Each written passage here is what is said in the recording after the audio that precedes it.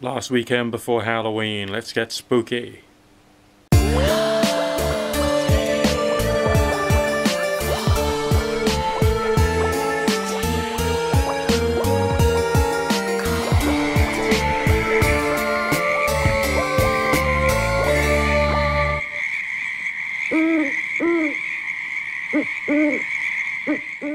Okay, happy Halloween everybody, we're almost there at the scary season. Okay, and this is the way that tonight's story goes. Obviously you can send me your stories via private message on YouTube here.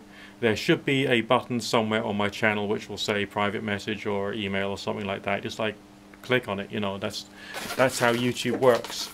You got to have a YouTube account in order to be able to do that, of course, right? But the other way of doing it is to find me on Facebook. I'm under the name Nick Dutch, Tarot Reader in Oxfordshire, because I'm a tarot reader. I go by the name Nick Dutch, and you can find me on Facebook and then send me a message through there. What I might do after Halloween is carry on doing these stories, okay, because people like them. I love them, okay, because like some of the things you talk about connects to my experiences, and those which don't are just like an extreme giggle. We're talking like wonderful, good fun, excitement, and all the rest of that. Seriously, I don't actually know why the church objects to people getting involved in occultism, because when you start to get some genuine spiritual experiences, okay, then you are one step closer to being able to extrapolate further to a belief in a universal higher power, which would come under the, you know, the church's definition of God to a certain extent. And therefore there could even be an argument to say that occultism is a form of evangelism, but that's like another story and all the rest of that, so let's not worry about that. And let's think about what this says. I mean, some of the stuff which is written in this story I'm not going to include, namely the introductory part, because like I'm going to like focus on this part of the story. You don't have to follow this person's example, okay, and in some respects I personally wouldn't, but this is a good story for the season, okay. It says here, I went into the woods near my house every day at around noon for about 7 to 9 days straight to take drugs and perform rituals which were in essence the worship of chaos for the purposes of obtaining mastery over my own senses. On the final day I went into the woods, but this time the intention was to perform a thought experiment that was proposed by the Wizard of New Zealand, a man worth googling, apparently. Alright. The thought experiment envisaged the universe as being inside out, where the Earth is more like the shell of an egg, with the singularity being at the center and the heavenly bodies moving about the inside.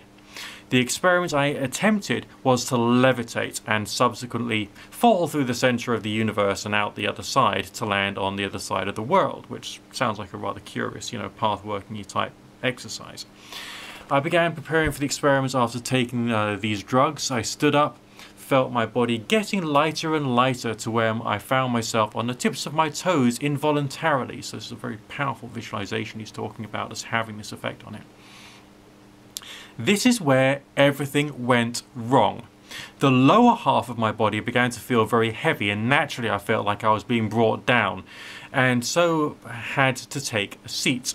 This was when the voices started. Now remember, he's obviously taken drugs beforehand, so you can ask questions as to what's causing the voices, okay? I heard voices in my head before, but this was something else. This was 9 different voices going on at once, each saying something different, and each I was able to understand distinctly. One of them was saying a gibberish word over and over, faster and faster, going on at impossible speed. The most powerful voice, however, was very harsh and almost calm, very matter-of-fact sounding. It was a voice telling me everything that was wrong with me. How it's all my fault, what a pathetic and pitiful creature I am, and how I will never amount to anything, and how my existence is a waste. It also told me I was going to die here and forever live out in people's memory as that foolish boy who did drugs in the forest and had a heart attack. That's what scared me most. Not only was I fearing for my sanity, but also for my health. I could feel my heart beating at around 190 beats per minute, and I could not control it, causing a negative feedback loop where my attempts to control myself were in vain, causing me to fear, making the situation much worse. Then came pain. I could not get the image. I could not get rid of the image in my head of my entire body. All of my insides, all organs squishing against each other, all bones and joints grinding against each other with every movement. And I could feel it all happening at once. This was terrifying and incredibly painful. The pain was real, even if it was psychological in nature. I was trapped, and in the worst situation I could imagine myself being in, nowhere to run, because everything was happening in my mind. That's when another voice whispered to me. A voice that seemed like the only refuge of logic in all this chaos. A voice that whispered something like, "You are hearing voices, yet the voices are in your mind, so who is the one thinking and who is the one watching the thoughts?" At the time, this was something of an epiphany. Then another thought came to my mind. The word demon. This made perfect sense at the time, that none of this pain, regret and horror was coming from me, but from another source. And at this point, my body moved, and it felt like something else had taken over. I quickly stood up despite the pain and performed the lesser banishing ritual of pentagram and pushed all unwanted spirits from my person. This was the first time I had ever conceptualized thought forms as external spirits. I also tore up a sigil of Baphomet from around my neck and threw it on the ground and trampled at it with my left foot so as to symbolically gesture a rejection of all that it represented. I then threw my hands up in the air and thought something like, "Fuck it. Jesus, Allah, Buddha, I don't care, save me." The act of giving myself to something external for saving induced a religious experience. This is the point where I felt like I was levitating. I felt as though my spirit left my body, but it was half in and half out. I also had a 360-degree view of everything around me. And it was as though I was every perspective of my environment at once. It must have been an amazing feeling of euphoria. The stories one hears of a light at the end of a tunnel turned out to be very true to me. The light emanating from a single point above my head was a kind of light that cast no shadow. Sounds like an astral projection experience to me. That penetrated every solid thing, both mind and body and spirit. My heart felt kind of warm, and I've never felt this way before. And it was as though I had been into a place where there was no suffering. I was fully aware that this was all happening in the theatre of my imagination. Well, that's when we can ask a few more questions there too, old chap.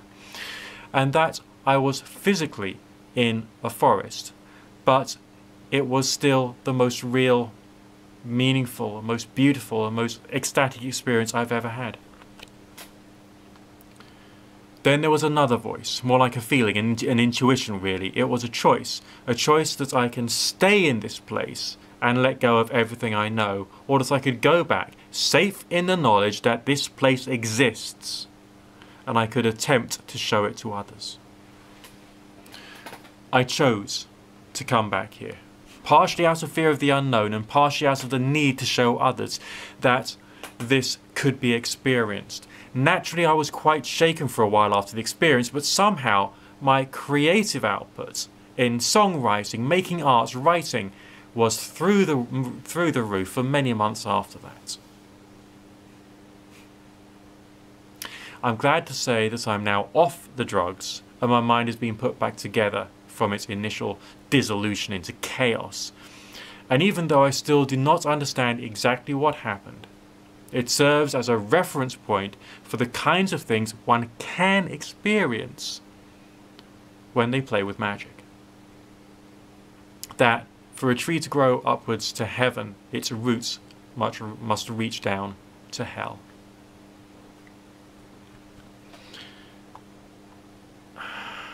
And I thought that was actually quite a pretty story. And it contains all kinds of weird stuff in it. And it's like complex and mind-blowing. Because like all of this stuff that we call magic, okay, within like the New Age and occult communities and pagan communities and all the rest of that, in reality, it is the search for spiritual experience and the search for consciousness-based experiences. Okay, there are some people out there who say things like, "Oh, the magic ritual worked because, you know, when they do a spell or whatever they call it to get a job, and hey presto, they get a job." But you do question as to whether they've actually done it, you know? Stories like the one I've just given you, which points to personal spiritual experience, is actually more meaningful. Keep your stories coming, and I'll speak to you again soon. Happy Halloween.